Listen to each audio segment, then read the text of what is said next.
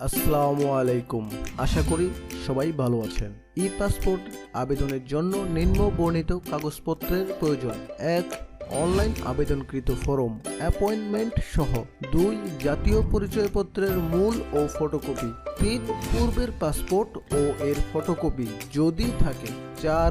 18 বছরের নিচে যাদের এনআইডি কার্ড নেই তাদের ক্ষেত্রে অনলাইন জন্ম নিবন্ধন সনদ ও পিতামাতার এনআইডি কার্ড। 5. 6 বছরের নিচে আবেদনকারীদের ক্ষেত্রে 3R সাইজের ল্যাব প্রিন্ট ছবি। 6. 15 বছরের নিচে আবেদনকারীদের ক্ষেত্রে পিতামাতার ছবি অথবা বৈধ অভিভাবকের পাসপোর্ট সাইজের ছবি।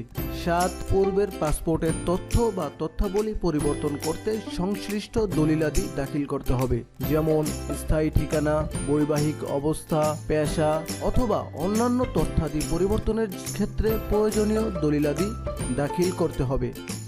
যেমন মনে করেন আপনার পূর্বের পাসপোর্টে বৈবাহিক অবস্থা ছিল অবিবাহিত।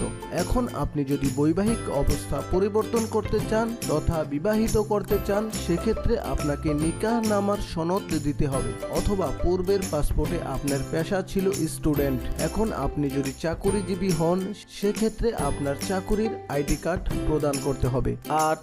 অফিসিয়াল পাসপোর্ট পেতে তথা সরকারি চাকুরিজীবীদের ক্ষেত্রে জিও বা এনওসি প্রদান করতে হবে। ই পাসপোর্ট সম্পর্কে যাবতীয় সকল তথ্য পেতে এখনই চ্যানেলটি সাবস্ক্রাইব করুন। ধন্যবাদ সবাইকে।